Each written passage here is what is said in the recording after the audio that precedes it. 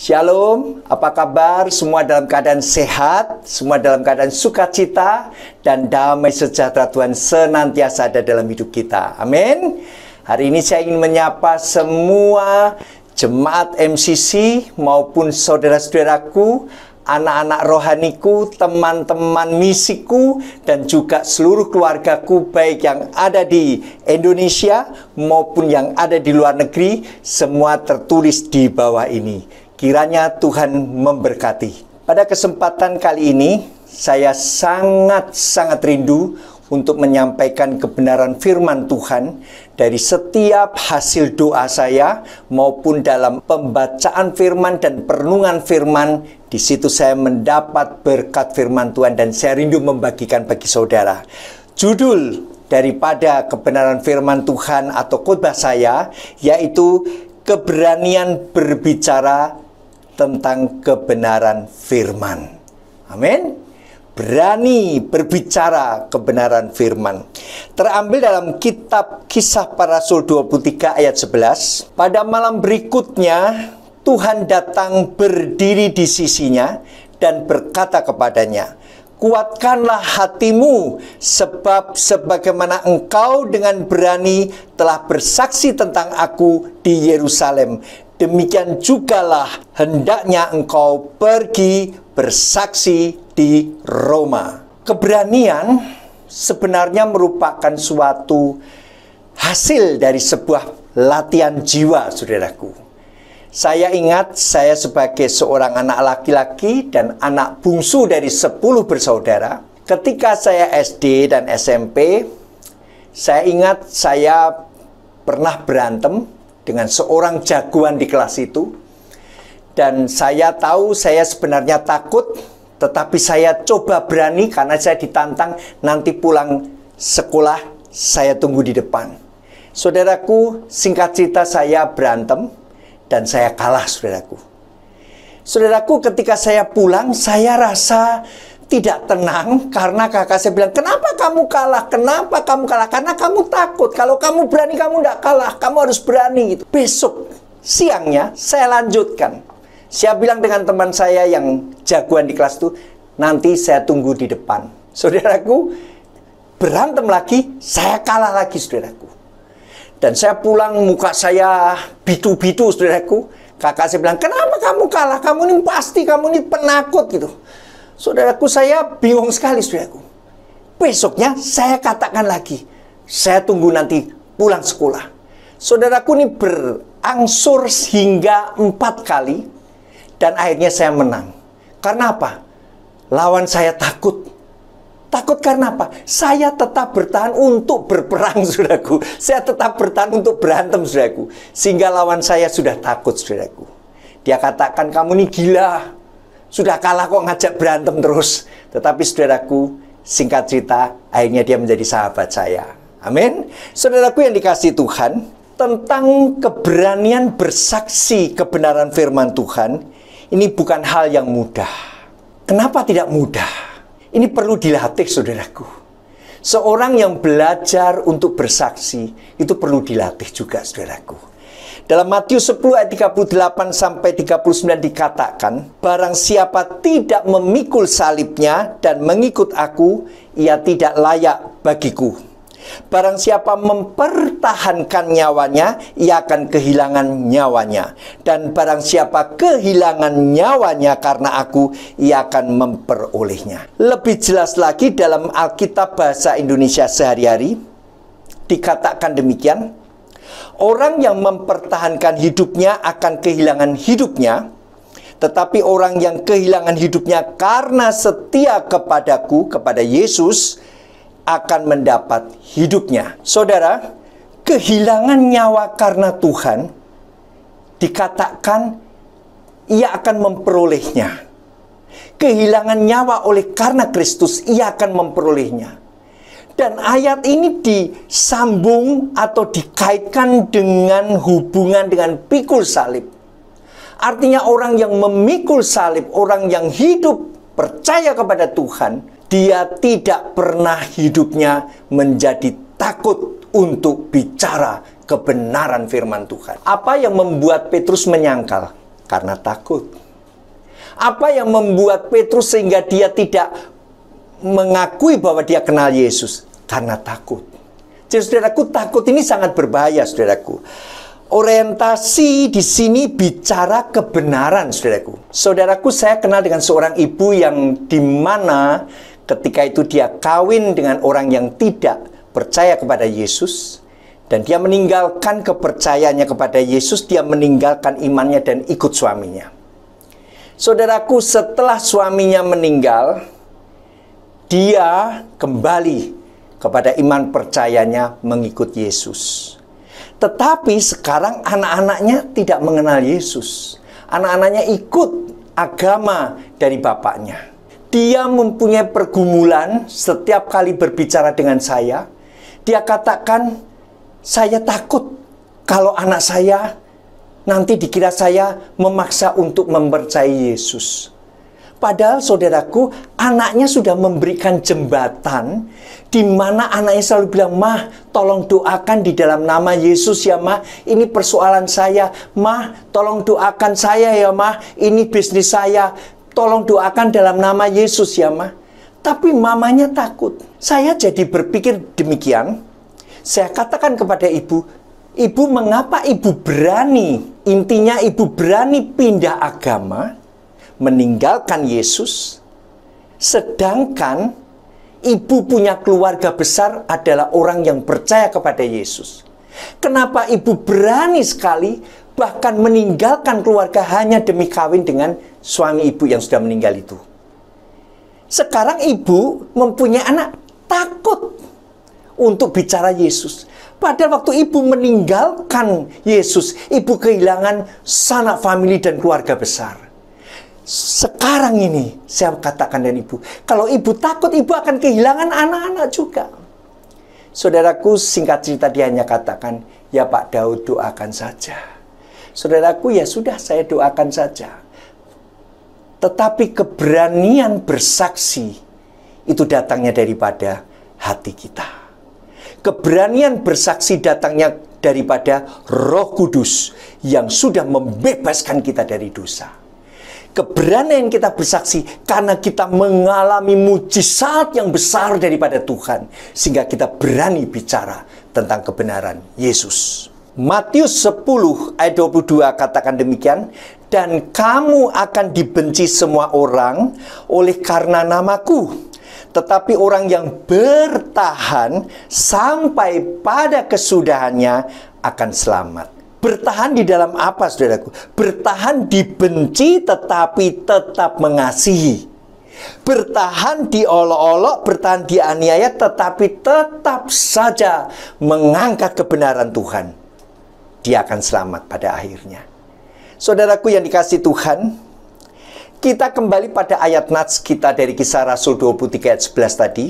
Pada malam berikutnya Tuhan datang berdiri di sisinya dan berkata kepadanya, "Kuatkanlah hatimu, sebab sebagaimana engkau dengan berani telah bersaksi tentang aku di Yerusalem, demikian jugalah hendaknya engkau bersaksi di Roma." Tuhan datang berdiri di sisinya.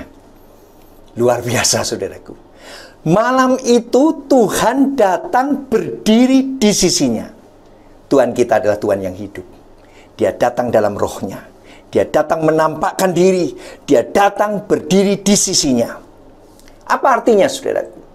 Kata berdiri di sisinya mengartikan Tuhan turut membela. Jadi waktu Tuhan mengatakan, "Engkau sudah berani di Yerusalem, engkau harus berani di Roma," karena Tuhan berdiri di sisinya menguatkan. Karena Tuhan berdiri di sisinya membela. Amin. Membela. Dan saudaraku, saya ingat suatu peristiwa yang Stefanus alami ketika dia dirajam dengan batu. Sebelum dia dirajam, dia mengatakan, "Aku melihat Yesus berdiri." Tuh lihat, saudaraku. Aku melihat Yesus berdiri.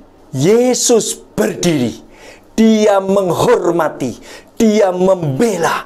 Dia mengerti bahwa darahnya tidak percuma mati. Saudara tahu? Akhirnya Saulus, di mana saat itu Saulus atau Paulus yang berdiri melihat kejadian pembunuhan itu, dia kumpulkan jubah-jubah bajunya orang-orang yang melempari batu. Tetapi di situ Tuhan berbicara, mempunyai rencana yang besar terhadap Saulus, sehingga menjadi Paulus yang dipakai Tuhan luar biasa. Kuatkanlah hatimu, sebab sebagaimana engkau dengan berani telah bersaksi tentang aku di Yerusalem. Kuatkan hatimu, artinya bukan hanya berani saja, tetapi kuatkan hatimu dengan kekuatan bukan dari manusia, tetapi daripada Tuhan. Matius 10 ayat 19, apabila mereka menyerahkan kamu, janganlah kamu khawatir akan bagaimana dan akan apa yang harus kamu katakan.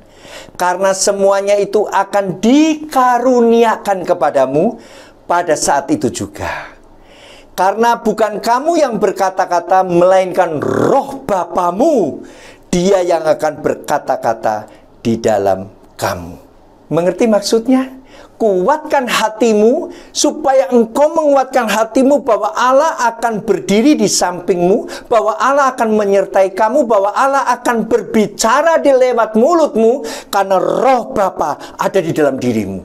Dan Dia akan berbicara dengan kekuatan firman Tuhan. Saudara tahu, orang yang melawan Tuhan tidak bisa. Orang yang melawan firman Tuhan tidak bisa. Kekuatan Allah kepada orang yang teraniaya, Allah menyertai. Amin.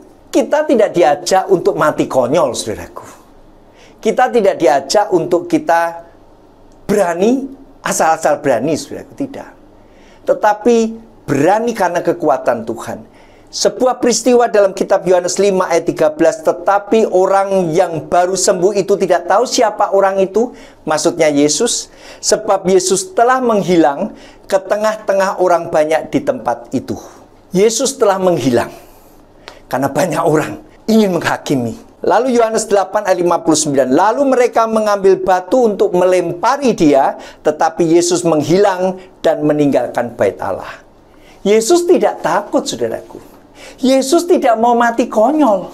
Yesus tidak mati dengan cara dilempari batu, tetapi Yesus mati dengan cara, yaitu kematian yang dilakukan oleh bangsa Roma. Darahnya tercurah. Kalau dipukuli, dilempari dengan batu, mungkin darahnya tidak tercurah, tetapi darahnya tercurah, saudaraku. Disiksa 39 kali cambuk sehingga Yesus darahnya keluar, saudara. Darahnya mengalir. Ada satu lagu, telah ngalir darah penebus di bukit Golgota. Saudaraku, darah Yesus mengalir. Oleh sebab itu Yesus, Dia tinggalkan orang yang mau melempari batu. Karena belum waktunya Dia mati. Dia masih banyak pekerjaan Bapaknya yang harus dikerjakan. Kembali lagi, saudaraku, dari Kisah Rasul 23 ayat 11 tadi, bahwa Tuhan berdiri di sisinya, dan Tuhan bicara, kuatkan hatimu sebagaimana engkau dengan berani telah bersaksi dengan aku di Yerusalem, demikian juga hendaknya engkau pergi bersaksi di Roma. Saudaraku, Tuhan tahu perjuanganmu. Amin. Tuhan tahu penderitaanmu dan perjuanganmu untuk menyatakan kebenaran. Saudaraku, memang kita tidak usah membalas kepada orang jahat, tetapi kebenaran harus dibukakan. Amin. Walaupun apapun resikonya, saudaraku. Kita tidak usah takut kehilangan nyawa kita, karena engkau justru mendapatkannya. Saudara, Yerusalem dan Roma merupakan kota yang tidak aman pada waktu itu terhadap orang yang percaya kepada Yesus.